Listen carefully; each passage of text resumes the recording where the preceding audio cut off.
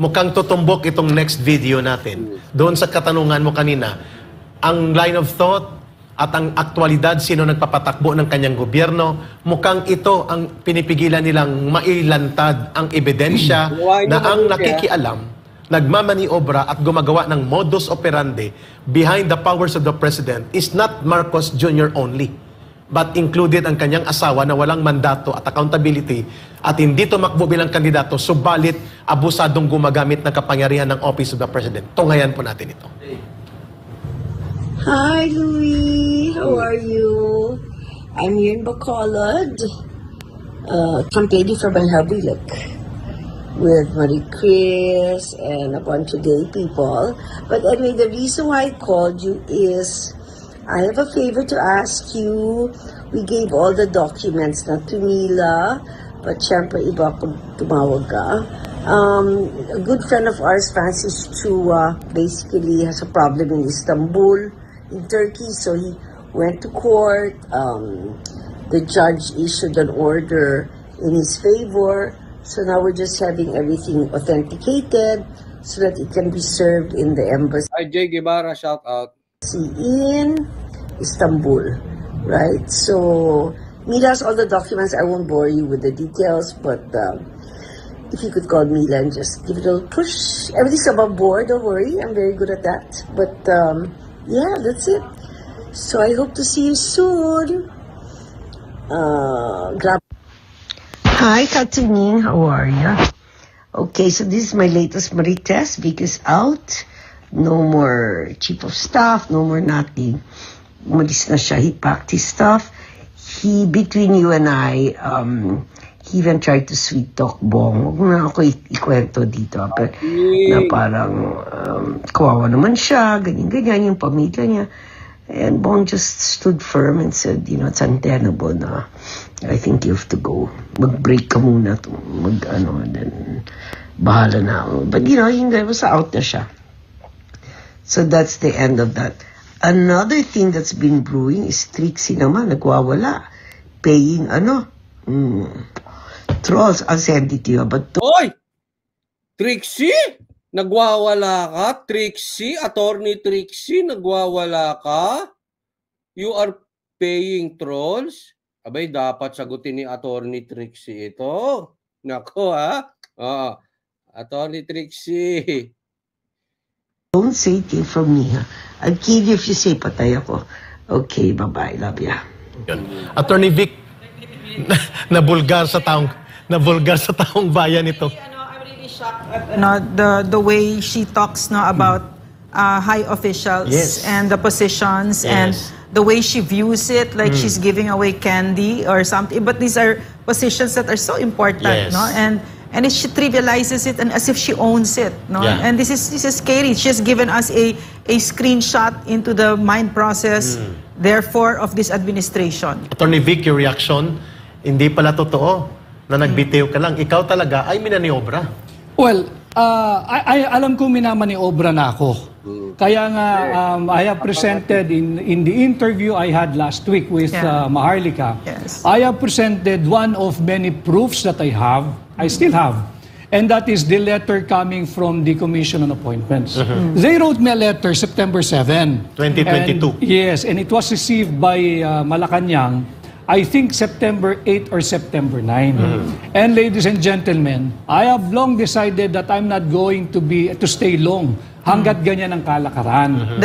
You're being offered a position. Yeah, September 7 yung sulat, September 9 na natanggap ng Malacanang. September 16, umalis ako ng Malacanang. So, doon mo makikita, wala akong sinumite na kahit anong requirements dahil ayaw ko nga magpa-confirm. Why? Because I will not let them take away my self-respect, dignity, and honor. Claro. When I sit down there sa confirmation process, ang lakas na ng usapan May nagtutulak, may naglalabi na wag ako i-confirm. And in fact, the President asked me, what is there that you cannot answer? To which I replied, none, nothing. Kaya ko sagutin lahat yan. Ang problema dyan, pag upo mo, hindi tatanggap ng tamang sagot. Yun, kasi yan ang nakakaasar.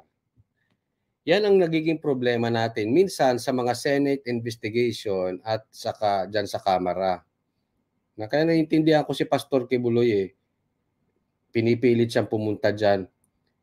Si Ka Eric, pinilit pumunta dyan. Magtatanong kayo, hindi naman kayo tatanggap ng sagot. Anong ginawa nila kay Ka Eric? Kinulong ng basta-basta. Dahil hindi nila type yung sagot. So sabi ko, exit na ako. At okay naman ako. And doon nga lumabas yung position ng Chief of Staff. So you were saying may demolition job? Meron. And the First Lady is involved. Sobra. Well, the video that was released and just recently played, malinaw na malinaw. Siya ang pasimuno. Na ang opening premise ang latest Marites. Yeah. So it's very revolting that you talk of people who are in high places in government who is helping the National president dispense with the day-to-day functions of the administration, pinag-uusapan ng chismis. Yeah. Salamat, Christy Season. At inilalako pa. And the way she delivered it, parang sa palengke lang. Nagtatawad ng tungkol sa talong at okra. Well, But she's talking about high positions in government, you as the executive secretary and the presidential communications officer ng Pangulo. And she's the first lady. And she's the first lady, No? na hindi dapat ito ginagawa ng isang matino at may ethics at may professional standard and sense sa kanyang dignidad bilang tao. Alam mo, we are just being fair here, okay? So, kaya nga may binulgar sila kay Attorney Trixie, meron din na bulgar kay First Lady Lisa, no? So, hindi po kami nagiging judgmental dito, okay? Naging judgmental lang ang Banateros doon sa kay OJC nung nag-judge kami doon sa Sayawan. But seriously, hindi kami nagiging judgmental dito. So dapat ipaliwanag. Ipaliwanag din to ni Attorney Trixie at may mga nagsasabi na paliwanag na niya. So patas tayo. Dapat siguro ipaliwanag din ito ni First Lady. Hindi lang yung galit niya kay BP Sara. Ipaliwanag niya itong lumalabas na ito. Hindi ko po hinuhusgahan si First Lady, pero dapat siyang magpaliwanag. Hindi pwedeng tatahimik na naman sila, tapos yung trolls na naman nila magsasalita, tapos yung mga vloggers nila ang magsasalita. If official sila or not official, hindi po pwede yung iba ang magtatanggol sa kanila. So, kailangan ilabas nila. Just like Attorney Trixie, kung talaga bang sinagot niya na or hindi. Pero at least si Attorney Trixie mismo nagsasalita. So, i-explain nyo rin itong side na ito. Gumamit ng mga bayaran na operatiba niya na tinatawag niyang I love you, Tonying. In fact, alam mo naman ito, Doc Lorraine, galing ka rin sa Malacanang. Yes. And I was in a position to quell lahat ng massive black ops against me. Yes. Pero sabi ko, ayoko. Yes. Malinis ang aking kalooban, malinis ang aking konsensya. Yes. At bilang executive secretary, agreement namin ni Pangulong Marcos noon, I'll not meddle in politics. Yes. Iyan. Basta akin ang governance, akin ang polisiya mo, I will be the one to implement it. I will be essentially the executive secretary is the bastonero of the president. Yes, correct. And that's what I do day in, day out. So I have no time for politics. O hindi kausapin natin si ganun, patigilin mo. Kaya kung let them be, gusto bumanat, di bumanat.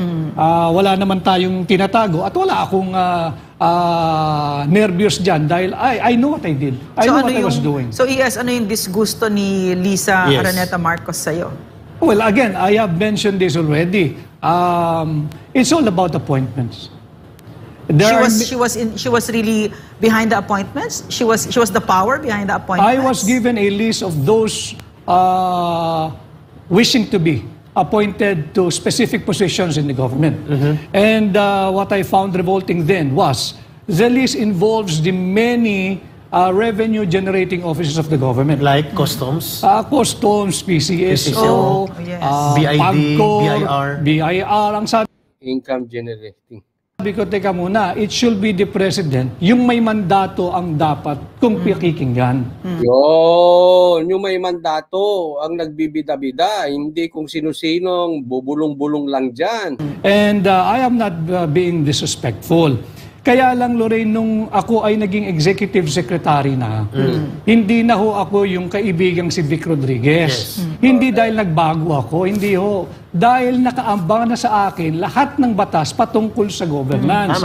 RA 3019, Anti-Graft and Corrupt Practices Act. Correct. Kasi kung alanganin ka dun sa mga ipapasok na mangungurakot,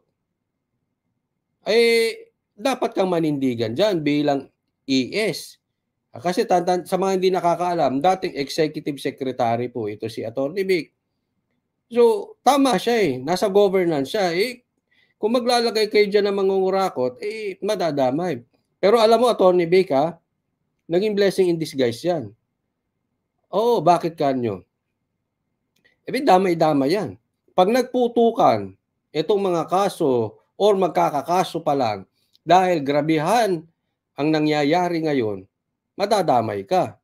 Buti na lang, wala ka na dyan. So, blessing in disguise kasi definitely, darating ang panahon, iikot ang mundo. At yung mga magnanakaw, makakasuhan yan. Bribery, wala, lahat yan. So, hindi ko pwedeng basta-basta pagbigyan yung mga kahilingan sapagkat I am in charge of the governance. Straightforward, being please. executive secretary. Briefly, excuse me, Atty. Vic. The First Lady wants to be the appointing authority, quote and unquote, over and above your relationship officially with the President and the Executive Secretary. Siya ang nagtatakda dapat. At dito mo kinu-question yung mga involvement ng mga taong nakalista na sa tingin mo ay nailalagay sa mga revenue money-making agencies na napakadelikado. Hindi dapat ilagay yung mga taong yun Can you mention some? I already Mel mentioned. Robles. Yeah, si Mel Kasama Robles. doon? Ako talaga. Yan. Ito yung mga tao, na tinanggihan ni Atty. Vic na hindi dapat talaga malagay. Okay? Ang ayaw ko. Si Alam ni Michael Pangulong Ma. Marcos, si Michael Tama Ma. ka. Ayaw ko. Michael Ma. Sabi, iimbestigahan ng mga smuggler. Bilang na ang araw, naimbestigahan ba? Hindi, tanong ko, pati yung mga bashers, pakisagot. Yung mga nasa listahan nila, kasi yan si Michael Ma, nasa listahan nila. Sila mismo naglabas dyan, Kamara mismo naglabas. Hindi sa akin galing yung listahan. Sila may listahan. Ang tanong, naimbestigahan ba? Sabi, bilang ang araw. Naimbestigahan ba yung nasa listahan nila? Sige, sumagot kayo mga bashers. Hindi po galing sa akin yung listahan at hindi rin galing sa akin yung sinabi nilang bilang na ang araw na itong mga smuggler. Tanong, may naimbestigahan pa? Michael Ilagay Ma, yun. wow. Alam nila yun at nasa akin ang listahan. And again, Lorraine, yung sinabi ko nga rin kay Maharlika, pwede naman na i-media ops ninyo ko, hindi naman kayo tumitigil. Huwag nyo lang idadama yung pamilya ko. Yan, foul yan. Titindigan ko kayo dyan. Dapat kasi ganun lang. Huwag pamilya. Tao-tao lang usapan. Walang personalan. Ay tao-tao.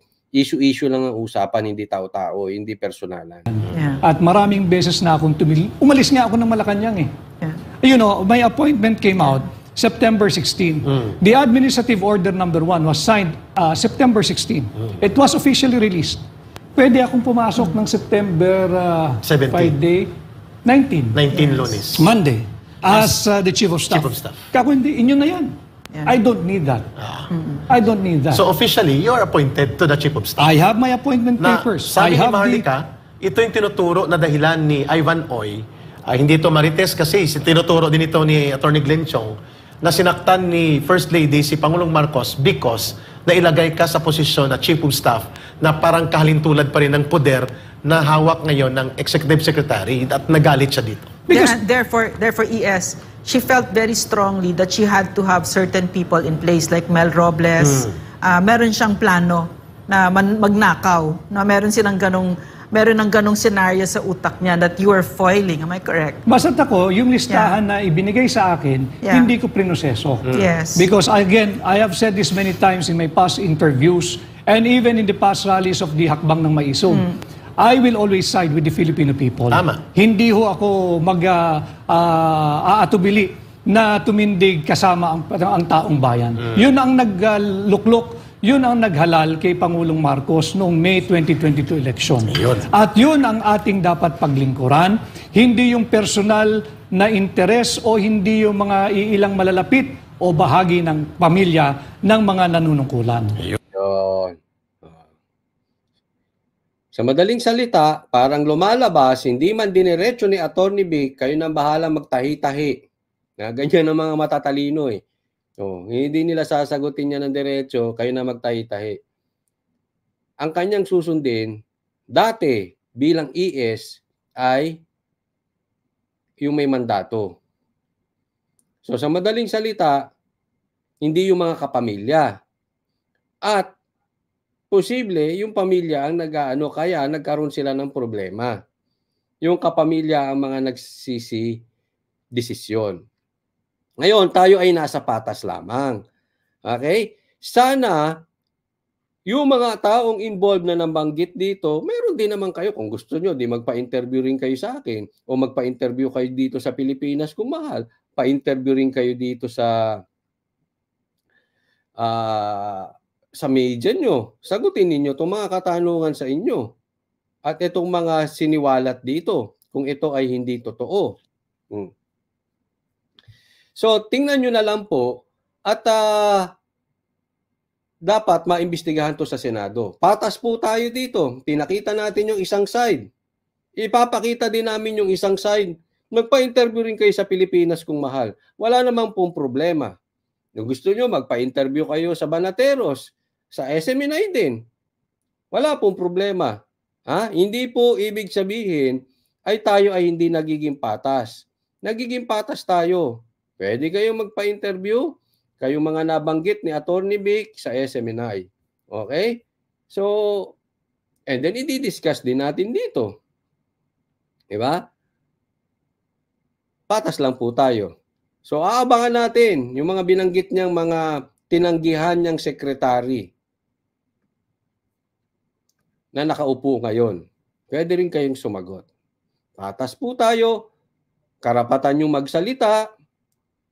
Freedom of speech. Hindi kami katulad ng iba na pati rally ng maisog pinagbabawalan. Hindi po. Sige po, yung mga nabanggit, kahit sila First Lady, sila mga secretary na nakaupo ngayon, hindi pa interview rin kayo sa SMNI, di-discuss din natin dito. Patas po kami. Hindi po kami diktador. Wala po tayo sa martial law. Hindi namin kayo pipigilan. Gaya ng pagpipigil ninyo dito sa Maisog, sa Bulacan.